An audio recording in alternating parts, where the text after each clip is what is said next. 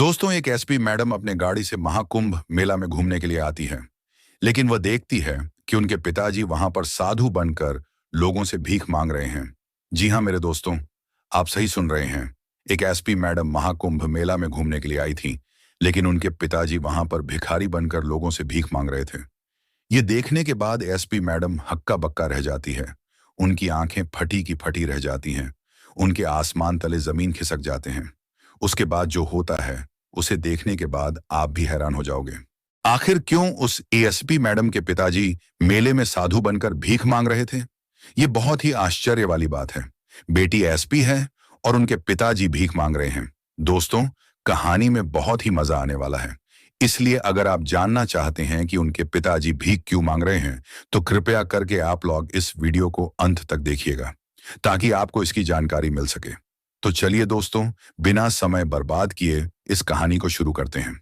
साल का सबसे पवित्र समय था। महाकुंभ मेला हर तरफ आध्यात्मिक ऊर्जा से भरा हुआ था। गंगा के तट पर लाखों की भीड़, मंदिरों की घंटियां, शंख की ध्वनि और भजन की गूंज ने पूरे वातावरण को अलौकिक बना दिया था। हर कोई अपने पाप धोने और आत्मा की शुद्धि के लिए गंगा में डुबकी लगाने के लिए आए थे और गंगा, यमुना और कावेरी जैसे पवित्र नदियों में स्नान कर अपने पाप का विनाश कर रहे थे। मेला में उपस्थित सभी भक्तजन कुंभ महाराज का दर्शन कर अपने मां को अमृत बना रहे थे। एसपी नेहा वर्मा, जो उत्तर प्रदेश के एक बड़े जिले की कड़क और ईमानदार पुलिस अफसर थीं, इस बार अपने व्यस्त कार्यक्रम से समय निकालकर महाकुंभ मेले का आनंद लेने आई थीं। वह अपने नौकरी से कुछ दिनों के लिए छुट्टी लेकर इस पावन महाकुंभ मेला में घूमने के लिए आई थी। वह भी इस महान कुंभ मेला में अपने भगवान के दर्शन के लिए आई थी। उनका बचपन से सपना था कि वह भी इस विशाल महाकुंभ मेले का हिस्सा बनेगी। हालांकि उनका आना आधिकारिक नहीं था, लेकिन फिर भी वह किसी तरह इस मेला में आई थी। एसपी महाकुंभ मेला में अपने गाड़ी से ही आई थी। महान महाकुंभ मेला में पहुंचने के बाद एसपी मैडम अपने गाड़ी से उतरती है। इस मेला को देखकर उनका मन मोहित हो जाता है और एसपी मैडम घाटों पर घूमते हुए मेले की रौनक देख रही थी। साधु संतों के अलग अलग अखाड़े, नाटकों और भजनों के मंच, दुकानों की कतारें और श्रद्धालुओं की भीड़, ये सब उनके लिए बेहद दिलचस्प था। मेले में उपस्थित भक्तजन और भीड़ को देखकर एसपी मैडम बहुत ही ज्यादा आश्चर्यचकित हो जाती हैं। जगह जगह नागा साधुओं का रूप उनके मन को भा रहा था।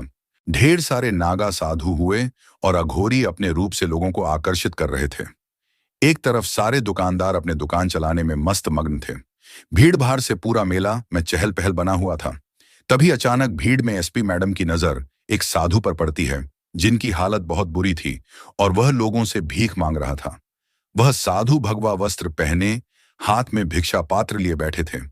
उनका चेहरा एसपी साहिबा को कुछ जाना पहचाना लगा, लेकिन साधु के बदन की दुबली पतली काया, जर्जर हालत और बिखरे बालों के कारण वह उन्हें पहचान नहीं सकी। लेकिन वह साधु उस एसपी मैडम को देखकर बहुत ज्यादा घबराने लगे और वह साधु अपना मुंह एसपी मैडम से छुपा रहा था। वह साधु एसपी मैडम से दूर भागने की कोशिश कर रहा था। एसपी मैडम को भी साधु की हरकत देखकर अजीब लग रहा था, लेकिन वह उसे साधु की हालत देखकर बहुत ज्यादा शर्मिंदा हो गई। एसपी मैडम दयावान हृदय की थी। साधु के पास जाती है और अपने जेब से कुछ पैसे निकालकर उस साधु के कटोरे में देने लगती है। जैसे ही वह साधु पैसे लेने के लिए अपना सिर उठाकर एसपी मैडम की ओर देखता है, उनके चेहरे को देखकर एसपी मैडम हक्का बक्का रह जाती है। उनका जमीन तले आसमान खिसक जाता है। उनकी आंखें फटी की फटी रह जाती हैं, क्योंकि वह साधु और कोई नहीं था, बल्कि वह साधु एसपी मैडम के पिताजी थे। उनके पिताजी साधु बनकर मेला में लोगों से भीख मांग रहे थे। ये देख एसपी मैडम बहुत ही ज्यादा आश्चर्यचकित हो जाती हैं। तभी एसपी मैडम ने गुस्से और हैरानी से पूछा, आप यहाँ इस हालत में क्यों हैं? क्या आपको शर्म नहीं आती? इतने पढ़े लिखे इंसान होकर आप लोगों से भीख मांग रहे हैं?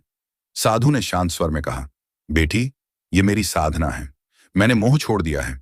भीख मांगना मेरी आत्मा के अहंकार को मिटाने का माध्यम है। तुम इसे कमजोरी समझ रही हो, लेकिन यह मेरे लिए मोक्ष का रास्ता है।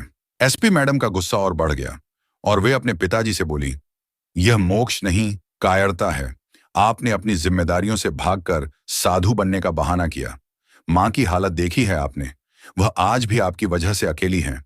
साधु ने लंबी सांस ली। मैंने अपनी राह चुनी बेटी, और मैं जानता हूं इस राह को समझना सबके लिए आसान नहीं है, लेकिन मैंने अपनी आत्मा की आवाज सुनी और वही किया जो मुझे सही लगा। तुम इसे कमजोरी कहो या पागलपन, यह मेरी सच्चाई है। एसपी मैडम के मन में द्वंद्व शुरू हो गया। उनके पिता ने अपनी जिंदगी का हर पल ईमानदारी और दृढ़ता के साथ जिया था। वह कैसे यह सब छोड़ सकते थे? क्या सच में उनकी साधना का कोई मतलब था? वह उस रात सो नहीं सकी। उनके मन में सवालों का तूफान था। उन्होंने गंगा किनारे रात बिताई, अपने भीतर उठते भावनाओं के सागर को समझने की कोशिश की। अगले दिन एसपी मैडम अपने पिता के पास फिर गईं। उन्होंने पिताजी से पूछा, क्या आपको कभी हमारे बिना अकेलापन नहीं महसूस हुआ? उनके पिताजी मुस्कुराए और मुस्कुराते हुए बोले, बेटी, मैं तुम्हें और तुम्हारी मां को हमेशा याद करता हूं, लेकिन मोह में बंधकर मैंने अपनी आत्मा की शांति खो दी थी। मैंने मोह से मुक्ति पाकर ईश्वर को पाया है। मुझे अकेलापन नहीं, परमात्मा का साथ महसूस होता है। एसपी मैडम को पहली बार एहसास हुआ कि उनके पिता की साधना उनकी हार नहीं, बल्कि उनकी आत्मा की खोज थी।